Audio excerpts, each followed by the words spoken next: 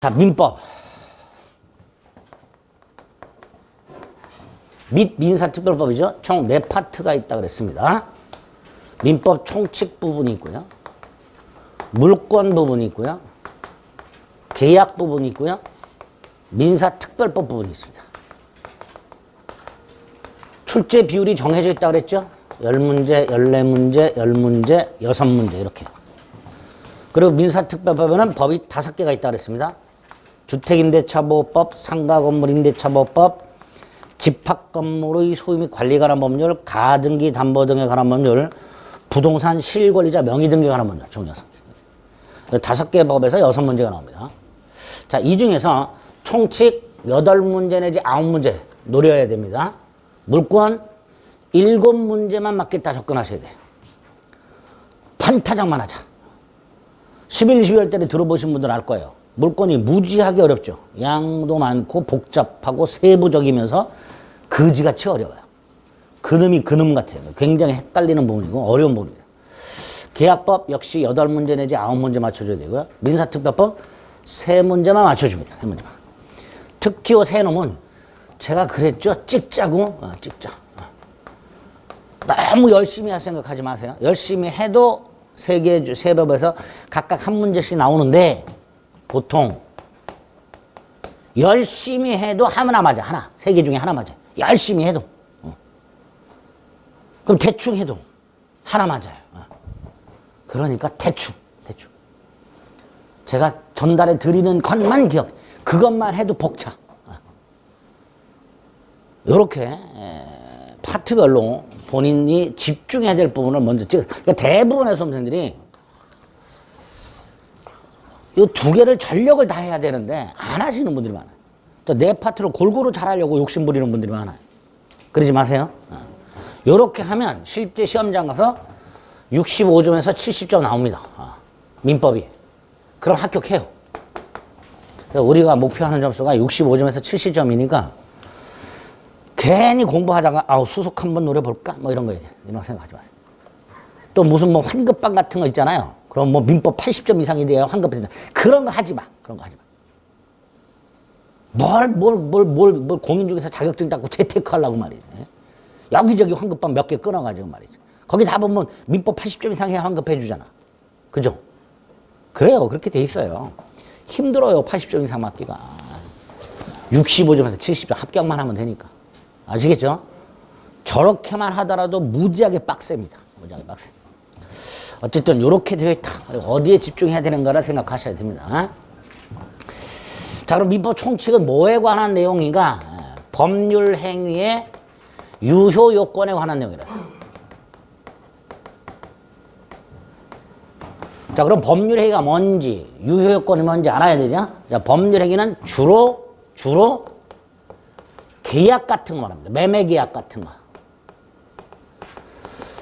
그 다음에 매매 계약 따위를 하게 되면 계약을 한 당사자에게 권리와 의무가 생겨요. 계약을 하게 되면. 그런데 매매 계약 따위를 했을 때 그 계약상 권리와 의무, 예를 들어서 갑과 을 사이에 갑소유 A 토지를 1억에 매매하는 계약을 하게 되면 일단 갑에게는 어떤 권리가 생겨요? 1억을 내놔라. 권리가 생기죠? 이걸 이제 대금 청구권 이렇게 부릅니다. 을에게는 어떤 권리가 생겨요?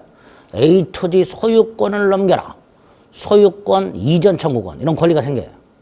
의무는 갑은 A 토지 소유권을 이전해 줄 의무, 을은 대금을 지급할 의무. 이렇게 계약을 하게 되면 당사자에게 권리와 의무가 생기는데 그 권리와 의무가 생기려면 그 계약이 유효해야 된다. 유효.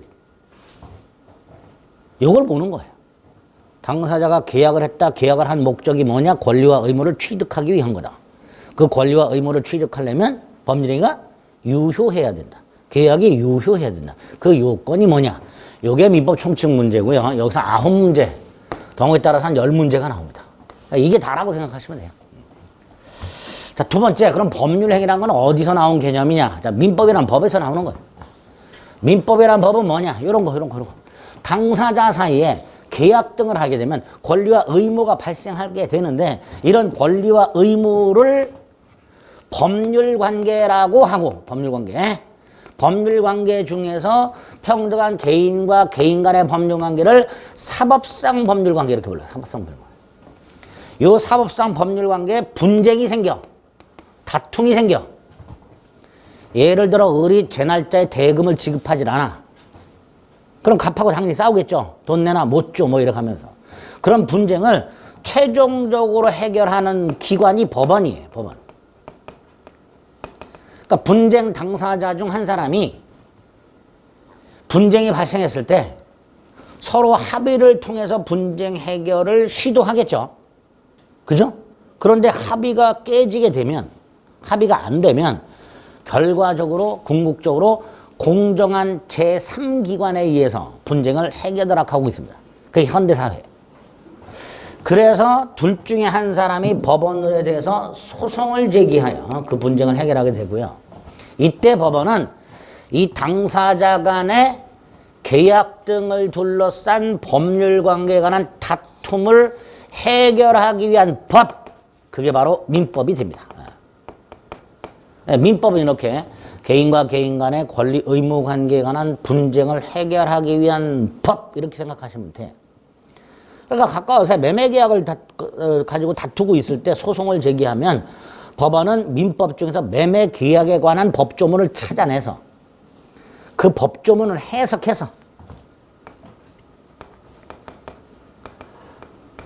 그 분쟁을 해결하게 됩니다. 갑이 이겼다, 을이 이겼다. 예를 들어 갑이 을을 상대로 대금을 지급하라라는 소송을 제기했다. 그럼 법원은 갑과 을 사이 매매 계약이 체결되었는지, 체결됐다면 그 계약이 유효한지, 유효하다면 당사자 간에 어떤 권리와 의무가 생겼는지, 생겼는데 의무자가 의무를 제대로 이행했는지 안 했는지, 이런 걸 구체적으로 조문을 해석해서 해결해 주게 됩니다. 요때 법원이 조문을 해석해서 해결해 놓은 결론, 이걸 판례라고 해요. 그래서 법학 분야에서 시험 문제 출제하는 큰 축이 두 개예요. 조문과 판례. 민법 분야에서도 마찬가지입니다. 출제하는 큰 축이 두 개입니다. 조문과 판례. 지문을 보면 99% 민법 조문 아니면 대법원 판례예요. 5개 지문이. 이걸 하는 거예요. 자, 여기서 이 조문을 해석을 하려면 필요한 게 뭐죠? 그 조문에 쓰여져 있는 법률 용어를 알아야 되고 조문의 구조를 알아야 되죠. 그죠? 영어 문장을 해석하기 위해서 영어 단어를 알아야 되고 문장 구조를 알면 문장의 해석이 되죠. 똑같아요. 법조문도 법률 용어와 조문의 구조, 이걸 알아야 해석이 됩니다. 이때 법률 용어는 앞으로 한다고 그랬고요. 조문의 구조가 어떻게 되어 있냐? 학자들이 연구해서 민법 조문의 구조는 보통 3단 구조로 이루어져 있다, 이렇게 얘기를 합니다. 3단 구조. 첫째, 가운데 있는 게 뭐냐? 이 원인, 이 결과, 이렇게 돼요. 그리고 이 원인을 구성하는 구성 요소가 있어요. 어떤 구성 요소가 모여서 일정한 원인이 되고 그에 따라서 일정한 결과가 발생하는 이런 구조로 되어 있다. 예를 들어서 갑과 을이 A 토지 매매 계약이란 걸 하게 되면 이걸 원인으로 해서 갑과 을 사이에는 뭐가 생겨요? 권리와 의무가 생긴다. 이 구체적으로 어떤 권리와 의무가 생기는지는 다시 보면 되는 거고요. 이게 큰 틀이에요. 매매 계약 등을 통해서 권리와 의무가 발생하는 구조로 되어 있더라. 그리고 이 매매 계약을 구성하는 구성 요소가 있을 거예요. 물건을 판매하고자 하는 갑, A 토지를 팔아야 되겠다라고 마음을 먹고 매수자를 물색해서 적당한 매수자에게 이 땅을 1억에 사라. 청약이란 걸 하게 됩니다. 그 청약을 받은 을이 땅도 괜찮고 가격도 적당하고 땅이 필요해. 그러면 갑의 청약한 대로 내가 네 땅 A 토지를 1억에 사겠다라고 승낙을 하게 됩니다. 이런 게 모여. 청약과 승낙이 모여. 그래서 매매계약을 구성하게 되고 그 매매계약에 따라서 권리와 의무가 생겨.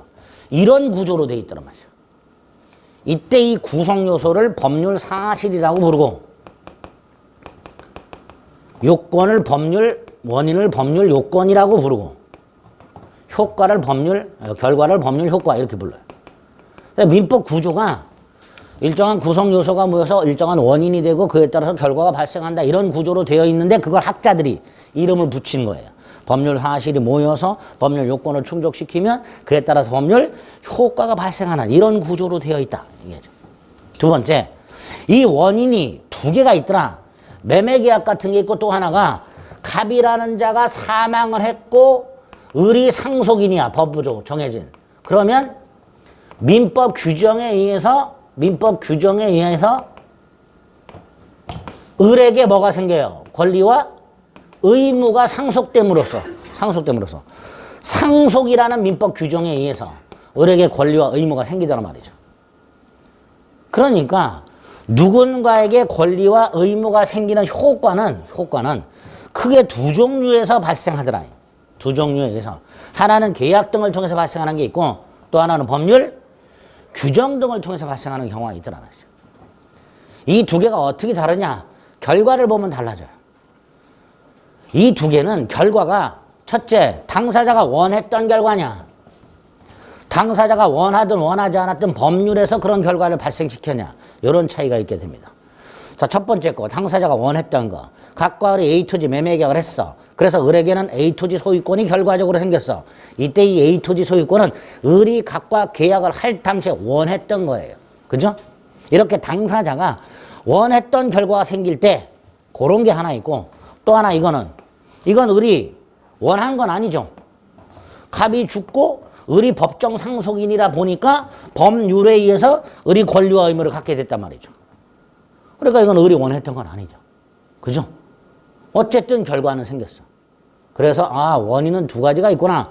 당사자가 원한 대로 결과를 발생시키는 원인이 하나 있고 당사자가 원하든 원하지 않든 법률 규정에 의해서 결과가 생기는 경우가 있구나. 여기서 요 놈을 당사자가 원한 대로 결과를 발생시키는 요 놈을 뭐라고 이름을 붙이자? 법률 행위라고 이름을 붙이자. 그래서 나온 개념입니다. 법률 행위가. 민법 조문 구조를 연구하다 보니까 나온 개념이에요. 자, 그래서 요 구조를 잘 생각해 두셔야 돼요. 자, 그럼 다시 돌아와서 민법 총칙은 법률행위 유효 요건에 관한 내용이니까 법률행위가 뭔지, 어떤 종류가 있는지, 법률행위는 다른 행위와 어떤 특징이 있는지, 그리고 나서 요건은 뭔지 이런 순서대로 살펴봐야 될 거예요. 그죠? 법률행위 유효 요건을 보려면 당연히 법률행위가 뭔지, 어떤 특징이 있는지, 어떤 종류가 있는지 확인한 다음에 그 법률행위가 어떤 요건을 갖춰야 되는가를 봐야 되는데 보기 전에 여기에 해당되는 거, 법률 효과, 여기에 해당되는 거 어떤 게 있는지 살짝 먼저 보자. 민법을 공부하기 위한 기초니까 여기에 어떤 게 있는지 먼저 살짝 보고 나서 그 다음에 법률 행위로 들어가게 됩니다. 어쨌든 우리가 공부해야 될 민법 총칙은 이런 구조로 되어 있다. 이렇게 일단 생각해 주시면 돼요. 거기와 관련된 것이 기본서 26페이지 권리 변동이라고 되어 있죠. 타이틀이. 그 권리 변동이 바로 요거예요. 좀 전에 그랬죠. 각과 을에게 권리와 의무가 생긴다고. 그게 권리 변동이에요. 이게 결과 다 같은 말이에요. 법률 효과, 원인에 따른 결과, 권리 변동, 이게 다 같은 말이라고. 타이틀이 권리 변동이 나와 있죠. 기본적인 용어를 익혀두는 단원이기 때문에 소홀히 학습하지 않도록 한다. 이렇게 돼 있어요. 가끔가다 한 문제가 나와요. 가끔가다가.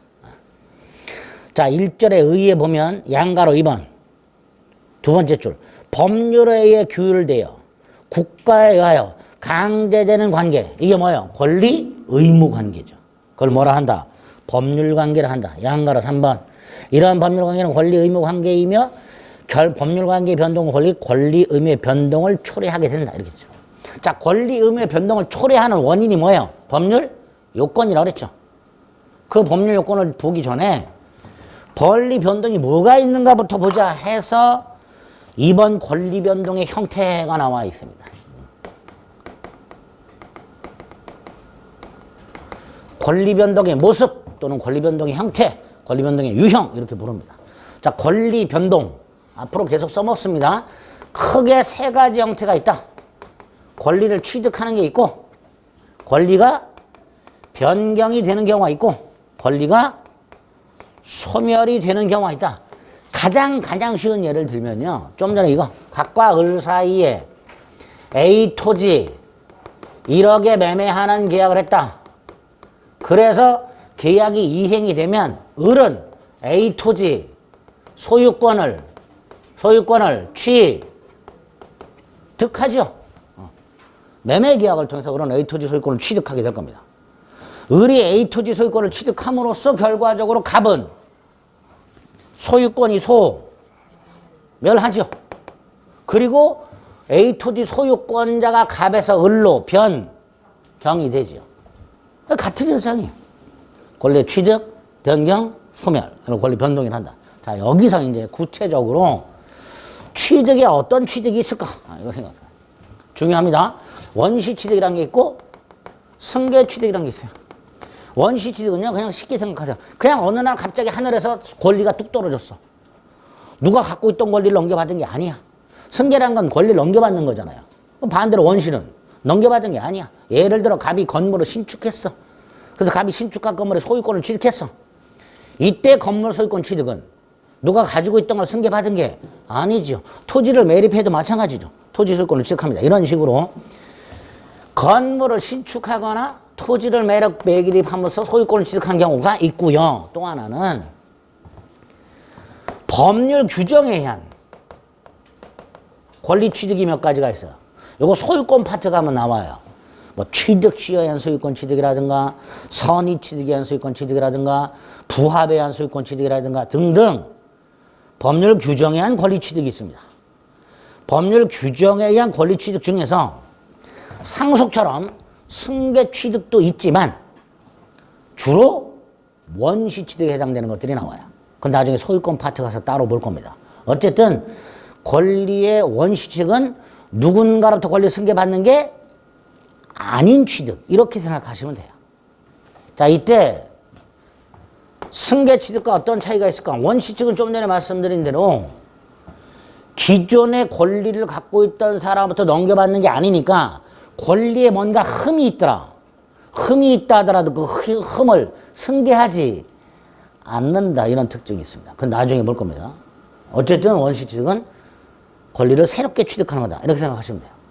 반면에 승계 취득은 권리를 갖고 있는 사람으로부터 승계받는 거예요.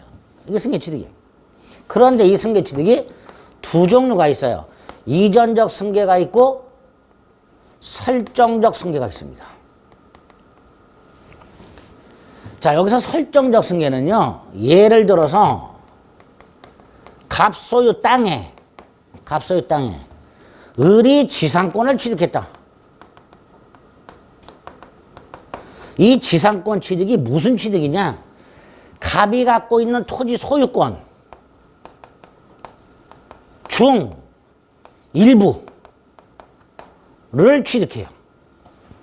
갑의 토지 소유권은요, 갑이 이 땅을 사용하고 임대하여 수익을 내고 팔아먹을 수 있는 게 소유권이에요. 소유권은 소유물을 사용하고 임대하여 수익을 내고 팔아먹고 이게 소유권의 내용이에요. 그런데 지상권은 이 소유권 중에서 요 두 개를 취득해요.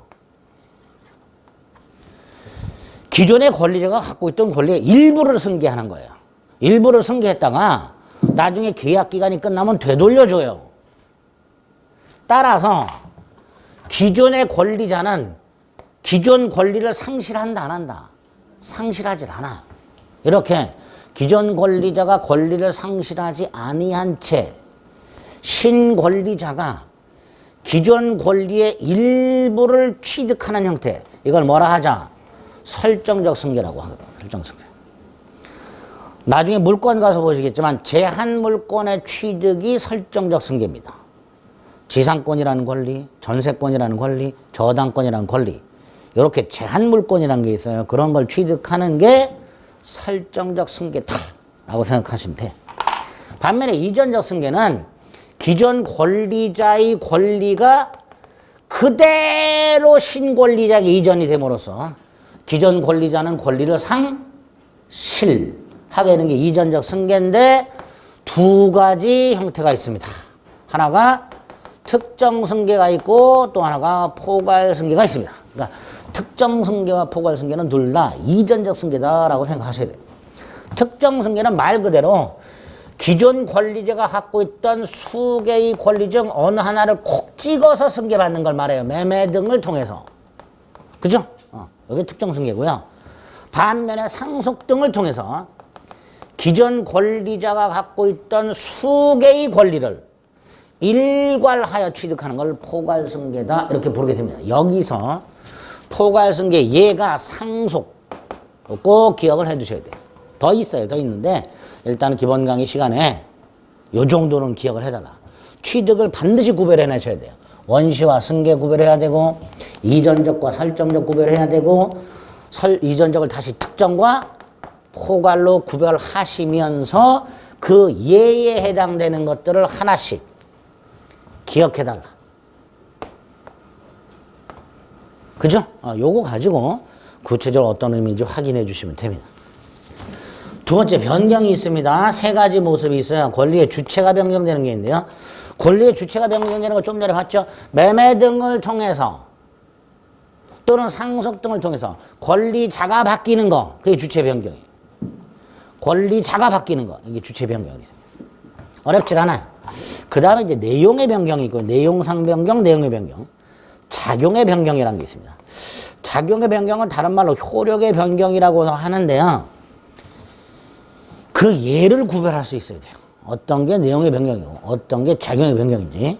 그 다음, 내용의 변경은 또다시 권리가 부피가 달라지는, 수량이 달라지는 양적 변경과 권리의 성질이 바뀌는 질적 변경 두 가지가 있습니다. 자, 여기서 핵심이 질적 변경과 작용의 변경을 구별하는 게 핵심이에요. 질적 변경과 작용 변경. 양적 변경은 어렵진 않아요. 양적 변경은요, 건물 증축 같은 거 생각하시면 돼요. 내가 5층짜리 건물을 소유하고 있다가 얼마 있다가 2개 층을 증축을 해버렸어요. 그럼 5층 건물 소유권이 7층 건물 소유권으로 바뀌죠. 그냥 직관적으로 생각했을 때 소유권의 부피가 커졌죠. 그런 걸 양적 변경으로 생각하시면 돼요. 어렵진 않아요. 자, 문제가 질적 변경인데 질적 변경은 크게 두 가지 형태가 있습니다. 권리 자체가 바뀌는 게 있어요. 권리 자체가. 예를 들어서 을이 갑으로부터 A 자동차를 샀어요. 그럼 갑은 A 자동차를 넘겨줘야 되죠. 근데 넘겨주기 전에 갑의 실수로 A 자동차가 폐차가 돼서 못 넘겨주게 됐어요. 그럼 을은 갑에 대해서 더 이상 A 자동차를 넘겨달라 소리는 못하고 손해배상을 청구하게 됩니다. 그렇게 돼야 되겠죠. 자, 을이 원래 갖고 있던 갑에 대한 A 자동차를 넘겨라. 이걸 특정물 인도청권이라고 그래요.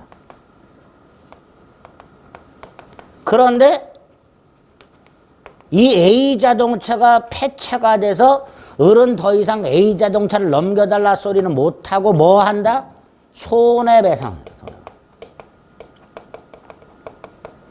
이렇게 특정물 인도청권이 손해배상 청권으로 바뀌는 경우처럼 권리 자체가 바뀌는 경우가 하나 있고요. 또 하나가 이건 이제 저당권 가서 할 겁니다. 물상대위라는 제도가 있어요. 간단히 생각해요. 갑소유 땅이 있어요. 갑이 이 땅을 은행에다 담보로 제공하고 돈을 빌립니다. 우리가 흔히 말하는 부동산 담보대출. 자, 은행은 돈을 빌려주면서 이 땅의 저당권을 설정하게 돼요. 저당권이라는 권리를 갖게 됩니다. 자, 이때 저당권은 어떤 기능이 있지요? 갑이 돈을 갚지 않으면 은행은 저당권이라는 권리에 기초하여 땅을 경매에 넣어서 채권을 회수하게 됩니다. 그게 저당권의 기능이에요. 그런데 땅이 느닷없이 수용이 되어버리면, 뭐가 돼버리면? 수용이 되어버리면, 갑이 설령 돈을 갚지 않는다 하더라도 그런 땅을 경매에 넣을 수가 없어요. 즉 땅 경매 대가로부터 채권을 회수를 못해요. 땅이 수용이 돼버리면. 그래서 을은 그 대신 갑이 받게 되는 보상금, 이 보상금에다가 저당권을 실행해서 채권을 회수하게 됩니다. 이거를 물상대위라고 불러요. 이런 현상, 이런 제도를 토지 저당권자가 토지가 수용이 됨으로써 더 이상 토지 경매 대가로부터는 채권을 회수하지 못하고 채무자가 받게 되는 토지 수용 보상금으로부터 채권을 회수하는 제도. 그걸 뭐라 한다? 물상대위. 자, 물상대위가 있게 되면 저당권이라는 권리의 객체가 땅에서 뭘로 바뀌었어요? 보상금으로 바뀌었어요. 그죠? 원래는 땅으로부터 돈을 회수할 수 있었는데 땅은 안 되고 일단은 보상금으로부터 회수하게 되니까 결국 저당권이라는 권리의 객체가 땅에서 뭘로 바뀌었다? 보상금으로 바뀌었다. 이렇게 말할 수 있지요. 즉 권리의 객체가 변경되는 경우, 그것도 질적 변경이 됩니다. 권리 자체가 바뀌는 경우가 하나 있고요. 질적 변경. 권리의 객체가 바뀌는 경우. 두 가지가 있게 됩니다. 이게 질적 변경입니다. 꼭 기억하셔야 돼요. 얘는. 반면에 작용의 효력의 변경, 작용의 변경, 효력의 변경이란 건 나중에 이거는 뒤에서 또 합니다. 또 하는데 첫째가 저당권 순위가 승진하는 경우.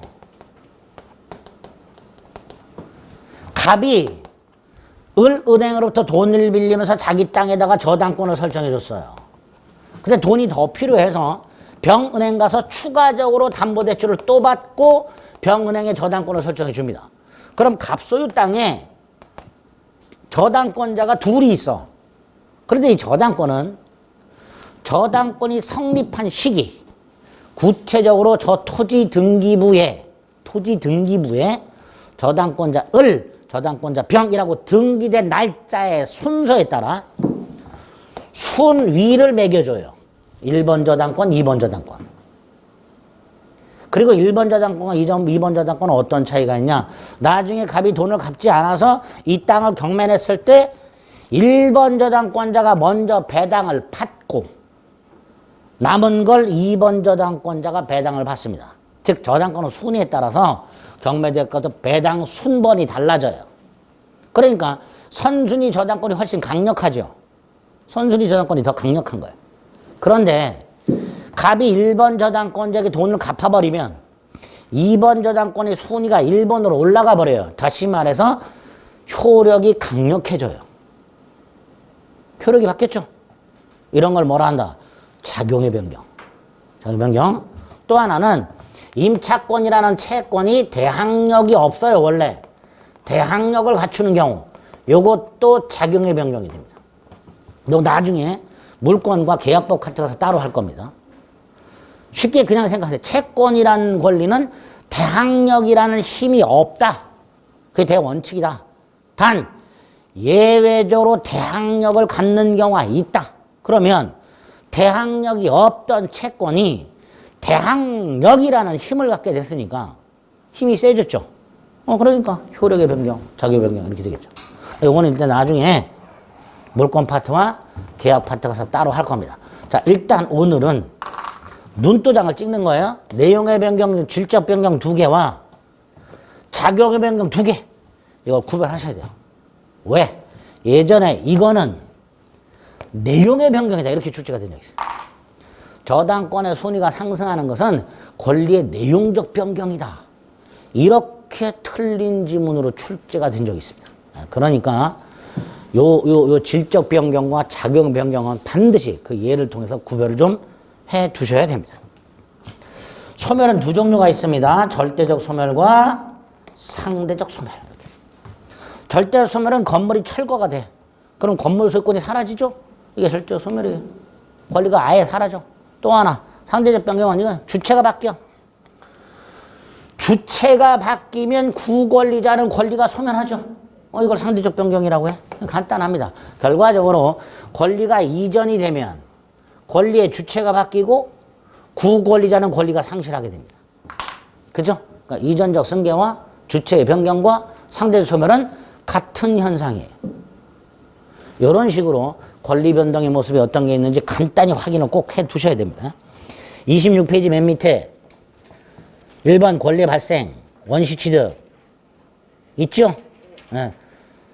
개념 원시취득은 어떤 권리가 타인의 권리에 기초함이 없이 특정인에게 새로 발생하는 것을 말한다. 그리고 그 밑에 줄에 건물을 신축하는 경우에 건물 소유권 취득.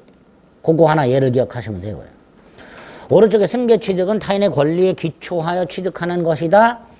이전적 승계가 있다. 두 번째 줄 권리 주체만 바뀌는 걸 말한다. 특정과 포괄이 있다. 포괄의 상속이 있다. 반면에 동그라미 2번 설정적 승계, 그 권리자의 권리는 그대로 있고 그 권리의 일부를 취득한다. 지상권, 전세권, 저당권 따위로 설정받는 거. 이런 것들이 설정적 승계다. 밑으로 쭉 내려가면 2번 변경이 있다. 그 중에서 양가로 2번 내용의 변경 중에 동그라미 2번 질적 변경이 있다. 질적 변경은 두 가지가 있다. 권리 자체가 바뀌는 거. 뭐가 있죠? 물건의 인도를 목적으로 하는 채권이 손해배상 채권으로 변하는 거. 물상대위 두 가지. 그거 기억하자. 양적 변경은 됐고 한 장을 넘기면 작용의 변경이 있다. 효력이 바뀌는 걸 말한다. 임차권이라는 채권이 대항력을 갖춘 경우 저당권의 순위가 승진하는 경우 이런 것들이 있을 수 있다. 딱 그렇게 눈조장을 찍어가지고 달달달달 암기를 좀 해주셔야 돼요. 자꾸 보다 보면 외워져요. 그런 거에 주목해서 보시는 거예요. 나머지 체크하는 거 괜히 눈 봤다가 이해도 안 되고 머리만 깨지는데 계속 쳐다보고 있고 그러지 말자. 이렇게 뼈대를 딱 잡고 구체적인 예까지 딱 체크해서 머릿속에 넣으면 되는 거예요. 그리고 나서 2절의 제목이 뭐예요? 이걸 봤으니까 원인을 보자 말이죠. 그래서 타이틀이 권리 변동의 원인 이라고 돼 있고 네모 1번의 목차가 뭐예요? 법률 요건과 그걸 구성하는 법률 사실. 그죠? 법률 요건과 법률 사실. 그래서 밑에 보면 박스가 있고 박스 밑에 법률 관계 변동의 원인이 되는 것을 법률 요건이라 하고 그 결과를 법률 효과라 하고 세 번째 줄 법률 요건을 구성하는 구성 요소를 뭐라 하고 법률 사실이라 하고 그죠? 그래서 오른쪽 다시 나와 있어요. 2번 법률 요건이 갖추어지면 이에 따라 법률 효과가 발생하게 되는데 이러한 법률 요건은 법률 사실을 구성 요소로 한다. 그러니까 네모 2번 법률 사실이 뭐가 있냐 분류를 딱 봤더니 어질어질해. 법률 사실 크게 용태와 사건으로 나누자. 용태가 뭐예요? 용태를 다시 나누자. 외부적 용태와 내부적 용태. 외부적 용태를 또 나누자. 적법행위와 불법행위. 적법행위를 또 나누자. 의사표시와 준법률행위. 그럼 내부적 용태는 그것도 나눠 또. 관념적 용태, 의사적 용태 뭐 해가지고. 어질어질하게 나눠놨죠. 다 필요 없습니다. 두 개만 주목합니다. 의사표시하고요. 준법률행위. 그 두 개만 주목합니다. 그 다음에 준법률행위에서 표현행위라고 되어 있죠. 그 표현행위 보면 의사의 통지와 관념의 통지라는 게 있습니다. 그것만 주목하자. 그것만. 자, 먼저 의사표시와 준법률행위 각각 여기 보세요. 아까 법률 요건이 법률 행위가 있고 법률 규정이 있었죠. 그죠? 여기서 법률 행위의 필수 구성 요소가 의사표시예요. 청약의 의사표시, 승낙의 의사표시. 법률 행위의 필수적 구성 요소가 뭐라고요? 의사표시. 반면에 법률 규정의 구성 요소들이 있죠. 그 법률 규정의 구성 요소들이 나머지가 되는 거예요.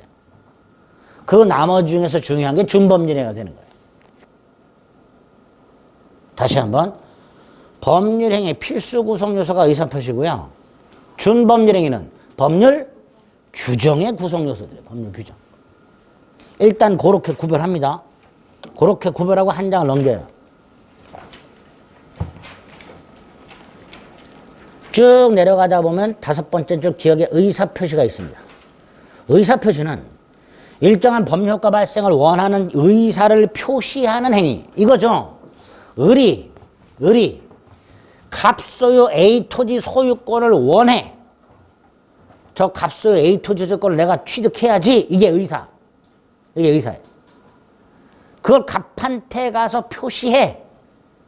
A 토지를 팔아라. 이렇게. 그게 의사 표시가 되는 거예요.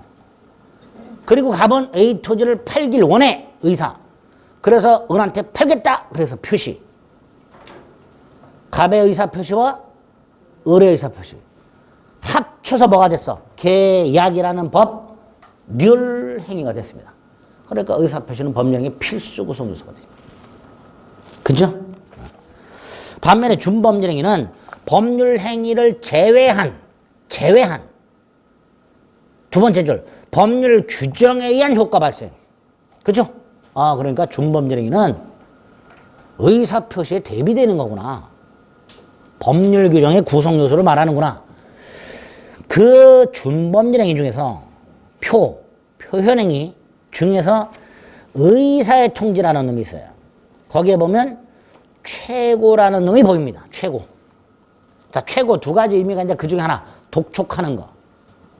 돈 갚으라고 쪼는 거. 이게 최고예요. 채권자가 채무자한테 돈 갚아 라고 독촉하는 것. 이게 최고입니다. 이게 준법률행위의 대표적인 예가 됩니다. 그 준법률 중에서 보통 의사의 통지라고 부르는데 의사의 통지는 자신의 생각을 전달하는 걸 의사의 통지라 그래요. 생각을 전달하는 거. 나는 돈 받을 생각이 있어. 그걸 표시해. 그게 의사의 통지가 됩니다. 반면에 관념의 통지는요. 생각을 전달하는 게 아니라 일정한 사실을 전달해요. 예를 들어서 동창회 총무가 동창 회원들에게 동창회가 몇 날 몇 시 어디서 열린다는 사실을 통지. 이게 뭐예요? 관념의 통지. 생각을 알리는 걸 의사의 통지라고 하고요. 사실을 알리는 걸 관념의 통지라고 합니다. 약간 차이가 있죠.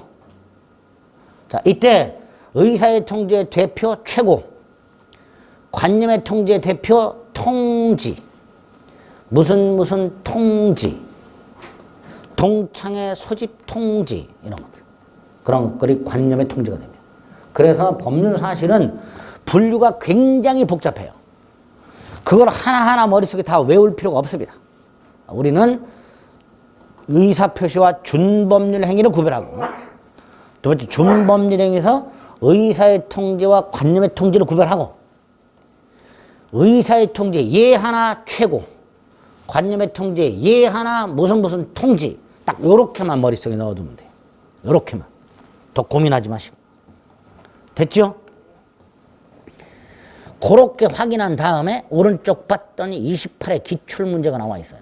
자, 기출문제 다 풀지 않습니다. 어떤 식으로 나오는지 맛배기로 보는 거예요. 잘못 짝지어진 것을 고르라는데 동그라미 1번에 뭐라고 돼 있어요? 저당권 설정이라고 돼 있죠? 아까 저당권 설정이 뭐였어요? 설정적 승계입니다. 틀린 거지. 거의 단순 암기 형태로 나온 거예요. 그죠? 5번 보세요. 뭐라고 돼 있어요? 최고라고 돼 있죠? 그죠? 그 뭐예요? 의사의 통지. 이런 식으로. 이렇게 매치하라. 이런 거.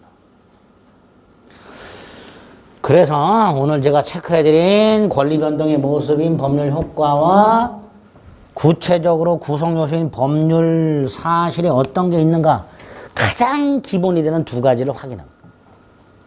그렇게 확인하고 나서 한 장을 넘기면 33페이지에 기어이 뭐가 나왔어요? 법률 행위가 나왔습니다. 이거 보는 거예요. 자, 근데 아까 법률 행위 이게 핵심인데 이걸 보기 위해서 법률 행위가 뭐냐? 어떤 특징이 있냐? 어떤 종류가 있냐? 그 다음에 요건이 뭐냐? 요 순서대로 봐야 된다 그랬죠? 그러니까 먼저 법률행위 의의가 나와 있어요. 그런데 자, 법률행위 의의 아까 법률행위를 하게 되면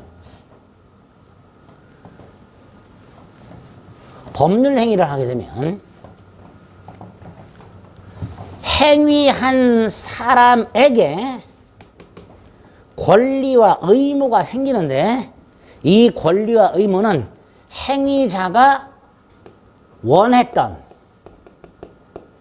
의도했던 그런 권리와 의무가 생기죠. 그죠? 내가 어떤 걸 원해. 그걸 손에 넣고 싶어. 그럼 계약을 하면 된다 이런 뜻이에요. 그죠? 이때 누가 강요해요 안 해요? 안 하죠. 내가 원하면 사는 거고 원하지 않으면 안 사는 거예요. 다시 말해서 나의 권리와 의무는 내 스스로 결정하는 거예요. 그걸 사, 적, 자, 치라고 해요. 그러니까 법률행위는 원했던 대로 권리와 의무가 생기니까 결과적으로 뭐하고 매치될 수밖에 없어요. 사적, 자치의 수단이다. 이렇게 되죠. 의에 보면 양가를 보면 사적, 자치, 실현, 수단이라고 되어 있죠. 개인 스스로가 자기 결정에 의해서 자기의 의사에 따라 권리, 의무 관계를 형성할 수 있도록 하는 걸 사적 자치라 한다. 그런데 법률행위는 원한 대로 효과가 생기니까 결과적으로 법률행위는 그 사적 자치를 실현하는 수단이 된다. 그죠? 양가를 이번에 동그라미 1번. 법률행위에 반드시 필요한 구성 요소가 뭐가 있다? 의사 표시. 아까 얘기했죠? 의리. A 토지 소유권을 원해. 그게 의사. 그래서 갑한테 가서 표시를 해. 갑도 A 토지를 팔길 원해. 의사. 을한테 사라고 표시해. 표시. 따라서 법률행위 속에는 반드시 뭐가 들어있게 된다. 의사 표시. 결과적으로 법률행위라는 개념은 인간의 행위 중에서 의사 표시를 포함하고 있는 인간의 행위를 법률행위라고 이름 붙이자. 이렇게. 그럼 인간의 행위 중에는 법률행위가 아닌 행위도 있죠. 불법행위라는 것도 있고 사실행위라는 것도 있어요. 예를 들어 불법행위. 갑이 자동차로 운행하다가 횡단보도를 건너는 을을 발견하지 못하고 치였어. 그래서 갑과 을에게는 권리와 의무가 생겨. 을은 손해를 배상하라는 권리가, 갑은 손해를 배상해줘야 될 의무가. 이때 갑과 을에게 발생한 권리와 의무는 갑과 을이 원했던 거예요? 아니지. 그러니까 갑이 운행을 하다가 횡단보도를 건너는 을을 발견하지 못하고 을을 충격하여 을에게 상해를 입힌 이 행위는 법률행위라고 할 수가 없게 되는 거예요. 그런 걸 따로 불러요. 불법행위라고. 이런 식으로. 그러니까 인간의 행위가 굉장히 많은데 유형이. 그 인간의 행위 중에서 의사표시라는 놈을 공통요소로 포함하고 있는 것을 뭐라고 부르죠? 네? 법률행위로 부르죠. 수많은 빵이 있는데 그 빵 속에, 빵 중에 팥 앙금을 포함하고 있는 빵 뭐라고 불러요? 찐빵 이렇게 부르죠. 그죠? 팥 앙금을 포함하고 있는 빵을 소보루라고 부르진 않잖아. 그런 건 똑같아. 그러니까 인간의 행위 중에서 의사표시를 필수 요소로 하는 인간의 행위를 법률행위라고 하죠. 그게 동그라미 1번. 그러니까 세 번째 줄 뭐라고 돼 있어요? 의사표시 없는 법률행위는 존재할 수가 없다. 다만 동그라미 2번. 법률행위와 의사표시가 같은 개념 아니다. 당연하죠.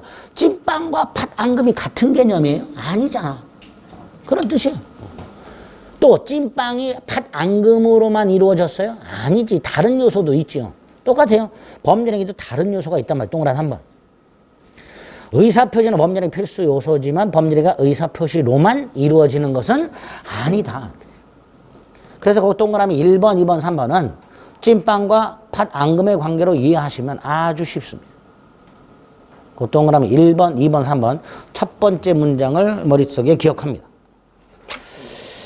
다음 페이지 준법률행위하고 구별하라고 돼 있죠. 아까 준법률행위 어떻게 구별했어요?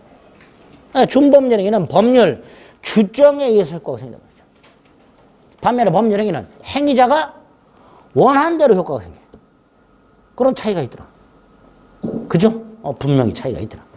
이게 법률의 뜻이고 법률의 특징이 되는 거예요.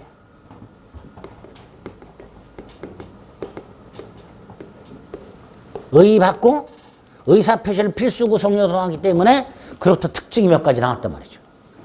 반드시 들어있어야 된다. 의사표시로만 이루어져 있지는 않다. 그죠? 의사표시 없는 법률행위 있을 수 없다. 등등 이런 게 특징이 될 겁니다. 그리고 종류가 나와 있어요.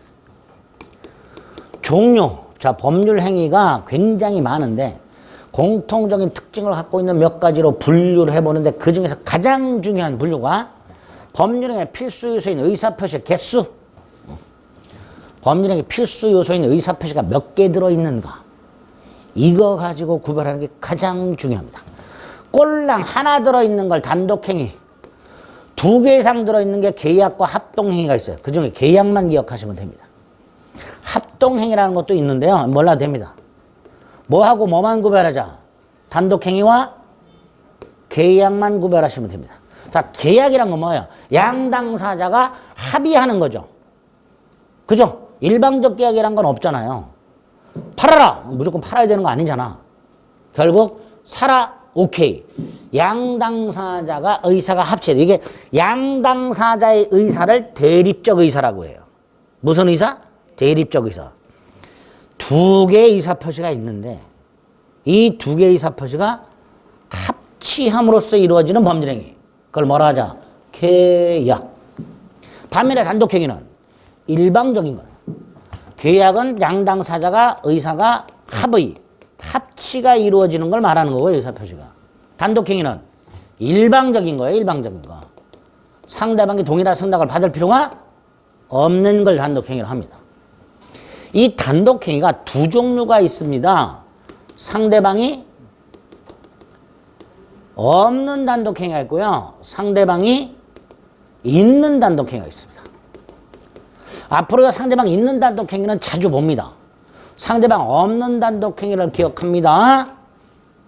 유언, 재단법인 설립행위, 동산 소유권 포기. 자, 여기서 동산 소유권 포기 아무것도 아니에요. 내가 민법을 공부하다가 개짜증이 나가지고 민법 책을 쓰레기통에 버려버렸어. 그게 뭐예요? 동산 민법이라는 책 소유권을 포기. 이정환을 향제로 확 던져버리면 상대방이 있는 거겠죠. 아니죠. 제가 살짝 피하면 되지. 그럼 쓰레기통이 떨어지겠지. 상대방이 없어요. 특히 동산 소유권 포기는 자주 등장합니다. 나머지 상대방 있는 것들은 앞으로 자주 할 거예요. 어쨌든 오늘 법률의 종류를 분류할 때 의사표시 수에 따라서 단독행위와 계약 구별할 수 있어야 되고요. 간혹 가다가 단독행위가 아닌 것을 골라라 이렇게 나옵니다. 단독행위가 아닌 거. 매매, 계약 이런 거 골라야 되죠. 그죠? 나중에 예를 기억하게 됩니다. 그러면 단독행위는 일방적인 건데 두 종류가 있다. 상대방 없는 거 기억하자. 그 중에서도 동산 소유권 포기를 꼭 기억해 두죠. 나머지 상대방 있는 단독행위는 앞으로 자주 보게 됩니다. 취소, 추인, 철회, 해제, 해지 등등 앞으로 자주 만나게 됩니다. 자, 일단 이렇게 구별한 다음에 단독행위는 일방적인 거예요. 일방적인 거. 뭐라고요? 일방적인 거. 예를 들어서요. 이런 거예요. 상대방 있는 단독행위 중에 하나. 갑과 을이 계약을 했는데요. 나중에 갑이 이 계약을 일방적으로 취소를 해버려요. 을의 동의나 승낙을 받을 필요 없이 계약을 취소해버려요. 그럼 을의 입장에서는 어때요? 황당하죠? 그죠? 따라서 단독행위 함부로 하면 돼요? 안 돼요? 안 되죠. 함부로 하면 안 되죠. 갑이 을과의 계약을 일방적으로 취소했을 때 을이 납득할 만한 이유가 있어야 돼요. 그죠? 우리 연인끼리 사귀고 있었는데 한쪽이 일방적으로 이별을 통보해. 그럼 상대방은 납득해요? 안 해요? 안 하지. 그러니까 백지영이 노래도 있잖아. 총 맞은 것처럼 해갖고 뭐 울며 불며 따라가면서 우리 왜 헤어져야 하냐고 따지잖아. 일방적인 거 그런 거예요. 상대방에게 납득할 만한 이유가 있어야 돼요. 그 이유를 보통 법에서 정해놓습니다. 그래서 단독행위는 원칙적으로 법에서 정해져 있을 때만 할 수 있는 게 원칙입니다. 이걸 단독행위 법정주의라고 해요. 법에서 요러요러한 경우에 계약을 취소할 수 있다라고 정해져 있을 때 그럴 때만 할 수 있는 게 원칙입니다. 이런 걸 단독행위 법정주의 이렇게 불러요. 또 하나 나중에 법률의 유효 요건을 보다 보면 마지막 파트에 가면 부관이라는 게 나와요. 법률의 부관. 뭔지는 나중에 할 겁니다. 이 부관에는 두 종류가 있어요. 조건과 기한이라는 놈이 있어요. 근데 이 조건하고 기한을 붙여버리면요. 이 법률행위가 흔들려요. 효력이. 유동적이 돼요. 불확정적이 돼요. 그런데 단독행위는 성질이 확정적이어야 돼요. 확정적이어야 돼요. 근데 거기다가 부관을 붙여버리면 단독행위가 불확정적으로 돼버려요. 그래서 안 되겠다. 단독행위는 원칙적으로 부관, 즉 조건이나 기한을 붙일 수 없다라는 특징이 나옵니다. 이건 나중에 부관 가서 할 거예요. 단독의 특징 두 가지를 머릿속에 넣어두는 거예요. 그리고 구체적 내용은 나중에 필요할 때마다 다시 합니다. 자, 34페이지에 보면 단독행위가 있습니다. 의가 있어요. 의사표시가 꼴랑 하나. 종류가 두 개가 있어요. 상대방 없는과 있는이 있습니다. 자, 없는의 예를 기억합니다. 유언, 재산법인 설팽이, 소유권 포기. 그 다음에 오른쪽 특징이 있습니다. 기억. 단독행위는 일방적 의사표시만으로 효과가 발생한다. 즉 상대방에게 데미지를 크게 준다. 따라서 법률 규정이 있을 때 하나여 허용되는 게 원칙이다. 그죠? 이걸 단독행위 법정주의. 그래서 나중에 취소 파트로 가면요. 취소할 수 있는 경우를 법에서 딱 정해놨어요. 요 경우에만 취소할 수 있다. 이렇게 딱. 그러니까 갑이 계약을 하고 난 다음에 꿈자리가 사납다고 일방적으로 취소 못합니다. 그런 걸 단독행위 법정주의 이렇게 불러요. 그 동그라미 2번에 니은에 뭐라고 돼 있어요? 원칙적으로 뭘 붙이지 못한다? 조건과 기한을 붙이지 못한다. 양가로변에 계약이 있습니다. 동그라미 1번. 요것만 확인하시고요. 나중에 계약법 가서 자세히 합니다. 이게 첫 번째. 자, 두 번째가 처분행위, 채권행위, 처분행위가 있는데요. 요거는 행위를 했을 때 발생하는 결과. 그 행위의 결과가 뭐냐에 따라서 구별하는 거예요. 행위의 결과에 따라서 채권행위와 처분행위로 나누고 처분행위가 또다시 물권행위와 준물권행위로 나뉘는데 기본 과정에서는 요 채권행위와 물권행위만 구별하실 수 있습니다. 채권행위와 처분행위 중 물권행위만 이렇게 구별하시면 돼요. 1월 10일 날 갑과 을이 A 토지를 1억에 매매하는 계약을 했고요. 1월 30일 이행을 하기로 약속을 했어. 1월 10일 날 계약을 하면서 30일 날 소유권 넘겨주고 잔금을 치르기로 계약을 했어. 그러면 1월 10일 계약을 체결하게 되면 갑과 을은 의무를 부담하게 되죠.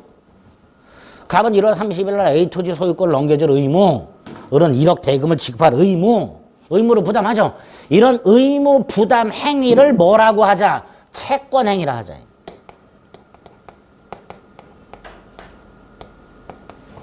의무 부담 행위를 뭐라 하자? 채권 행위. 그러니까 채권 행위를 하게 되면요. 의무가 생기게 되고 이걸 나중에 이행을 해야 된단 말이죠. 즉 이행의 문제를 남기는 행위. 의무를 부담함으로써 이행의 문제를 남기는 행위. 그걸 뭐라 하자? 채권행위라 하자라고 약속을 한 거예요. 다른 행위라고 이름 붙일 수도 있는데 굳이 채권행위라고 약속을 한 거예요. 여기까지 됐죠? 반면에 1월 30일이 됐어요. 갑이 A 토지 소유권 이전해 줘요. 여기 소유권을 이전해 준다는 건 등기를 넘겨주는 거예요. 그리고 을은 대금을 지급해. 채권 행위를 통해서 부담했던 의무를 이행했죠. 그죠? 의무를 이행함으로써 A 토지 소유권이 갑에서 을로 넘어갔죠. 권리가 종국적으로 이전이 됐어요. 이 이후에 갑과 을은 해야 할 일이 남아요, 안 남아요? 이거 이후에 갑과 을이 또 해줘야 될 게 있어, 없어? 없죠. 더 이상 이행의 문제를 남기지 않는다. 이걸 처분행위. 그 처분행위 중에서 물건에 관한 권리를 종국적으로 처분함으로써 더 이상 이행의 문제를 남기지 않는 걸 뭐라 하자? 물권행위. 네? 이렇게 약속을 한 거예요. 그래서 채권행위 밑에 채권 채무를 발생시키면서 이행의 문제를 남긴단 말이죠. 의무를 부담하니까. 그죠? 반면에 다음 페이지 처분행위는 그중에 물권행위는 직접 물권 변동을 초래하면서 더 이상 이행의 문제를 남기지 않는다. 이렇게 돼 있죠. 그렇게 구별하죠. 나머지 요식, 불요식, 출연, 비출연, 독립보존, 주된, 종된, 생전, 사후 몰라도 됩니다. 그 중에 요식, 불요식과 출연, 비출연 나중에 필요할 때 다시 한번 말씀을 드릴 겁니다. 그래서 오늘 법률의 종류 중에서는 일단 수에 따른 단독행위 계약 구별, 단독행위는 없는 있는 구별, 그 다음에 채권행위가 뭐고 처분행위에서 물권행위가 뭐고 개념 생각해달라. 개념. 그 정도를 구별하실 수 있으면 됩니다. 그러면 법률행위의 유효 요건을 공부하기 위한 준비는 다 끝난 거예요. 그래서 37페이지 가면 타이틀이 뭐가 나왔어요? 법률행위의 요건. 요거부터 이제 하면 됩니다. 요거는 잠시 쉬었다가 2교시부터 보겠습니다.